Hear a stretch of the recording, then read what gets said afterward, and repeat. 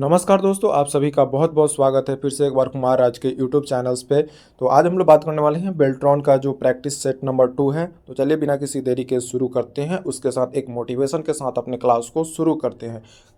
ना कर तमन्ना तुम किसी को पाने की, बड़ी बेदर्द निगाहें हैं इस जमाने की। खुद को बना तू काबिल इस कदर की, लोग रखे तमन्ना सिर्फ तुम्हें पाने की, सिर्फ तुम्हें पाने की। तो चलिए बिना किसी देरी के अपने क्लास को शुरू करते हैं। जमकर मेहनत कीजिए, ठीक है। तो आज का जो ये क्लास है पार्ट नंबर 2 है। आप पहले वाला पार्ट नहीं देखे हैं तो डिस्क्रिप्शन में लिंक है, वहाँ से जाकर देख लीजिए। चलिए अपने क्लास को शुरू करते हैं। 20 नंबर सवाल पूछा जा रहा है कि MS एक्सेल में बनी फाइल को हम क्या बोलते हैं। ए में डॉक्यूमेंट बोलते हैं, नोटबुक बोलते हैं, वर्कबुक बोलते हैं या वर्कशीट बोलते हैं। तो ये कल ही क्वेश्चन करा चुके थे। क्या बोलते हैं हम उसको? वर्कबुक बोला जाता है। तो सी इसका बिल्कुल सही जवाब है। नेक्स्ट 21 नंबर क्वेश्चन पर आते हैं कि कॉलम ऑप्शन का उपयोग क्या है।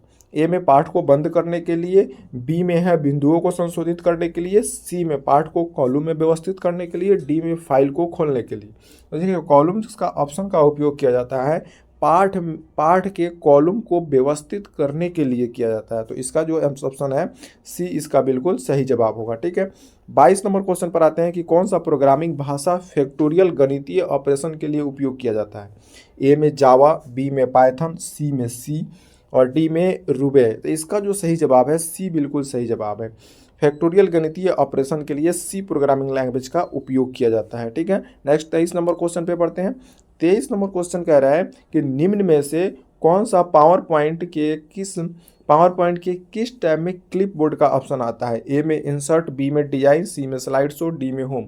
ये जो है ऑप्शन जो है किस में आता है? होम में आता है। अगर आप MS एक्सेल खोलिएगा तो भी वो ये जो क्लिप बोर्ड का ऑप्शन होता है जिसमें कॉपी पेस्ट के ऑप्शंस आते हैं, तो ये आपको होम टैब में मिलेंगे। किस में मिलता है? होम टैब में मिलता है। और आप ये पावर पॉइंट में भी जाइएगा तो उसमें भी होम टैब में ही आपको ये मिलेगा। तो इसका डी बिल्कुल सही जवाब है। 24 नंबर क्वेश्चन पर आते हैं।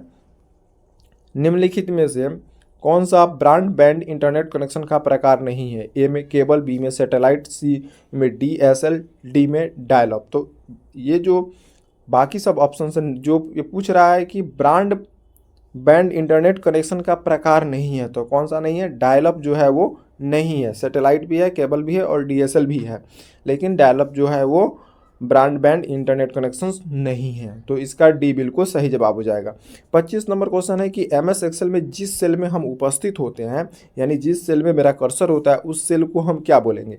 ए में एडिटिंग सेल, बी में फॉर्मेटिंग सेल, सी में ए और बी दोनों बोलेंगे या डी में एक्टिव सेल बोलते हैं। देखिए जो जो हम एक्सेल में काम करते हैं वहाँ पर ऐसे जो बॉक्स बना रहता है, तो जिस भी सेल में आपका कर्सर रहेगा उसको हम क्या बोलेंगे? उसको एक्टिव सेल बोलेंगे। यानी उसमें मेरा कर्सर है तो उसको हम एक्टिव सेल बोलेंगे, ठीक है।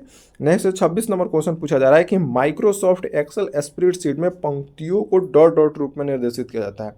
जो MS एक्सेल होता है उसमें जो ये इसको हम लोग बोलते हैं कॉलम, इसको हम लोग क्या बोलेंगे? कॉलम बोलते हैं, ठीक है। और इसको क्या बोलेंगे? ये जो है रो है मेरा, इसको क्या बोलते हैं? रो बोलते हैं।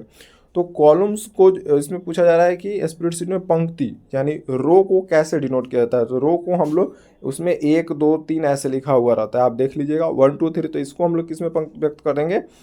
इसका सही जवाब क्या हो जाएगा? डी इसका 1 2 3 इसका सही जवाब है, ठीक है। अगर वहीं रो पंक्ति के जगह अगर ये पूछता कि आप कॉलम्स का बताइए, तो कॉलम्स का क्या हो जाता है? ABC होता है, ठीक है। नेक्स्ट क्वेश्चन की तरफ बढ़ते हैं। नेक्स्ट क्वेश्चन पर आ जाते हैं 27 नंबर क्वेश्चन पर। 27 नंबर क्वेश्चन है कि रीजेंट डिस्क जो है वो क्या है। ए में एक प्रकार का डिस्क है, बी में एक प्रकार का प्रिंटर है, सी में एक प्रकार का नेटवर्क है, डी में एक प्रकार का डेटा स्टोरेज है। तो रीजेंट डिस्क जो होता है वो क्या होता है? एक प्रकार का डेटा स्टोरेज होता है। तो डी इसका बिल्कुल सही जवाब है। 28 नंबर क्वेश्चन पर आते हैं कि प्रेजेंटेशन बनाने के लिए किस प्रोग्रामिंग का उपयोग कीजिएगा आप। मान लीजिए कोई आपको प्रेजेंटेशन बनाना है तो उसमें MS ऑफिस का जो 4 होता है, 4 सॉफ्टवेयर होते हैं, तो उसका कौन कौन सा है? एक वर्ड है, एक्सेल है, पावर पॉइंट और एक्सेस। तो आप किस में ये आप पावर पॉइंट मतलब प्रेजेंटेशन बनाइएगा? एक्सेल में या एक्सेस में, पावर पॉइंट में या आउटलुक में? तो जो हम लोग प्रेजेंटेशन बनाते हैं वो कहाँ बनाते हैं? पावर पॉइंट्स में बनाते हैं। लेटर टाइप करना है तो आपको वर्ड में बनाइएगा, कोई सीट्स डेवलप करना है, सीट बनाना है तो उसको एक्सेल में बनाएंगे। और एक्सेस में जो होता है ये सब सीट का लिंकअप यानी बहुत से डाटा को एक्सेस करने के लिए हम लोग एक्सेस में बनाते हैं।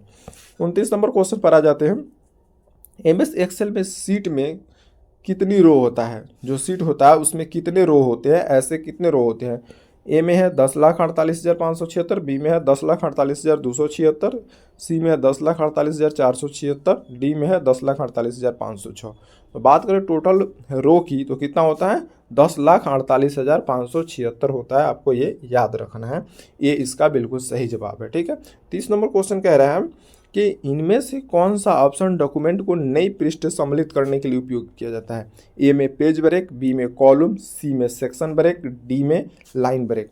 मान लीजिए आप किसी पेज पे काम कर रहे हैं और आप आधा उसमें लिखे, अब चाह रहे हैं कि जो भी हम लिखें नेक्स्ट पेज पर लिखें, या आप कोई लेटर टाइप किए हुए हैं, कोई भी लेटर्स आपका टाइप किया हुआ है और इसमें से आधा आप दूसरे पेज पे भेजना चाहते हैं, तो वहाँ से हम लोग क्या करते हैं, पेज ब्रेक लगा देते हैं। क्या कर देते हैं, पेज ब्रेक कर देते हैं, तो वो कंटेंट्स आपके दूसरे पेज पे उठ के चला जाता है। तो इसका जो सही जवाब क्या है, ये बिल्कुल सही जवाब है, पेज ब्रेक ऑप्शन का उपयोग किया जाता है। ठीक है, तो ये इसका बिल्कुल सही जवाब है। 31 नंबर क्वेश्चन पर आते हैं कि जब कंप्यूटर में किसी भी डॉक्यूमेंट पर हम कार्य कर रहे हैं तब वो डॉक्यूमेंट अस्थायी रूप से कहाँ पर सेव होता है।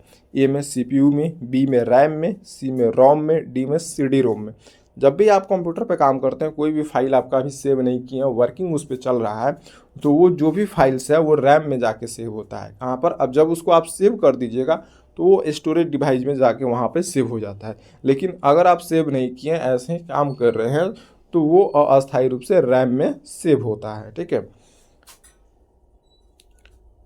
32 नंबर क्वेश्चन कह रहा है कि हैंड आउट का यूज करके कितने स्लाइड्स को एक ही पेज पर प्रिंट किया जा सकता है। एक भी कर सकते हैं, 6 भी कर सकते हैं, 9 भी कर सकते हैं, तो उपरोक्त सभी इसका सही जवाब है। ठीक है, उसके बाद 33 नंबर पूछा जा रहा है कि .org डोमेन किस क्षेत्र से संबंधित है। जब वेबसाइट के जो नाम होता है उसके लास्ट में अगर .org लिखा हुआ है तो वो किस प्रकार का किस क्षेत्र से संबंधित है। ए में शिक्षा से, बी में सी में व्यवसाय से, डी में गैर व्यवसायिक से, डी में संगठन से। तो देखिए जब भी .org लिखा रहेगा तो इसका मतलब क्या है कि वो किसी संगठन से संबंधित है। तो इसका जो डी बिल्कुल सही जवाब होगा। ठीक है, .org किसी संगठन क्षेत्र को बताता है, तो डी इसका सही जवाब है। नेक्स्ट 34 नंबर क्वेश्चन पे बढ़ते हैं। 34 नंबर क्वेश्चन है, एमएस एक्सेल में गो टू का डायलॉग्स बॉक्स एंड ओपन करने के लिए किस की का उपयोग किया जाता है। ए में F7, बी में F10, सी में F5, डी में F8। तो इसका जो सही जवाब है क्या हो जाएगा, F5 का उपयोग करते हैं हम। गो टू का अगर डायलॉग बॉक्स ओपन करना है एक्सेल में तो हम लोग फंक्शन की का F5 प्रेस करेंगे तो फंक्शन की ओपन हो जाता है। 35 नंबर क्वेश्चन पूछा जा रहा है कि एक ऑब्जेक्ट को डॉक्यूमेंट में आसानी से डालने के लिए और प्रतिबंधित करने के लिए कौन सा ऑप्शन का उपयोग किया जाता है।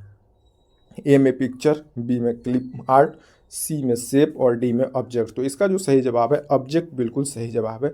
इस ऑप्शन का उपयोग करते हैं हम, ऑब्जेक्ट का उपयोग करते हैं, तो डी बिल्कुल सही जवाब है। नेक्स्ट क्वेश्चन की तरफ पढ़ते हैं। 36 नंबर क्वेश्चन पूछा जा रहा है कि डॉट मैट्रिक्स प्रिंटर का क्या विशेषता है। ए में अधिक गुणवत्ता की प्रिंटिंग, बी में कम ध्वनि उत्पन्न करता है, सी में ग्राफिक की उच्च गुणवत्ता है, डी में संपादित पाठ के लिए उपयुक्त है। देखिए जो डॉट मैट्रिक्स होता है ये जो पाठ जो संपादित पाठ के लिए उपयुक्त होता है, ये इसका सही जवाब है। 37 नंबर क्वेश्चन पूछा जा रहा है कि इनमें से कौन सा की आप स्पेलिंग चेक करने के लिए उपयोग करते हैं। वर्ड में कोई आप स्पेलिंग कोई वर्ड्स लिखे और उसको चेक करना है कि ये सही है कि नहीं डिक्शनरी के हिसाब से, तो हम लोग क्या प्रेस करेंगे, ए में F3, बी में F5, सी में F7, डी में F9। तो इसका जो उपयोग करेंगे हम F7 का उपयोग करेंगे। किसका उपयोग करेंगे, F7 का उपयोग करेंगे। ठीक है, किसका उपयोग करेंगे, F7 का उपयोग करेंगे। ठीक है, F7 का, F5 का नहीं, F5 का किसके लिए करेंगे, डायलॉग बॉक्स ओपन करने के लिए। गो टू का डायलॉग बॉक्स ओपन करना है तो उसके लिए उपयोग करेंगे। नेक्स्ट 38 नंबर क्वेश्चन पूछा जा रहा है कि निम्नलिखित में से कौन सा इंटरनेट को एक्सेस करने के लिए बिल्कुल आवश्यक नहीं है। ए में an account with ISP, B में है कंप्यूटर, सी में है ब्राउजर, डी में है स्कैनर। तो देखिए जब हम नेट की जो बात करें, नेट इंटरनेट एक्सेस करने के लिए हमको तो कंप्यूटर भी चाहिए, ब्राउजर भी चाहिए, एन अकाउंट भी चाहिए, लेकिन स्कैनर्स की कोई ज़रूरत नहीं पड़ती है। तो सीधा सीधा इसका डी आंसर अलग हो जाएगा। ठीक है, आगे बढ़ते हैं नेक्स्ट क्वेश्चन की तरफ। नेक्स्ट क्वेश्चन पूछा जा रहा है कि एक्सेल में लॉजिकल कंडीशन को जांच करने के लिए किस फंक्शन का उपयोग किया जाता है? ए में एंड, बी में इफ, सी में और, डी में क्लीन। तो इसका जो देखिए, जब भी हम लॉजिकल कोई टेस्ट चेक करना है फंक्शन, तो ये फॉर्मूला से क्वेश्चन है, तो इसका बी बिल्कुल सही जवाब है, इफ का उपयोग किया जाता है। ठीक है। 14 नंबर क्वेश्चन है कि एमएस वर्ड में ऑब्जेक्ट किसे कहा जाता है? ए में शेप को, बी में इमेज को, डी में शब्द को, डी में ए और बी दोनों। तो देखिए, जो ऑब्जेक्ट की बात करें तो ऑब्जेक्ट में शेप और इमेज दोनों आते हैं, तो डी इसका बिल्कुल सही जवाब है। तो आज की इस पार्ट में इतना ही, फिर कल इसका नेक्स्ट पार्ट 3rd नंबर आएगा। ठीक है, तो आज के लिए इतना ही। Thank you so much.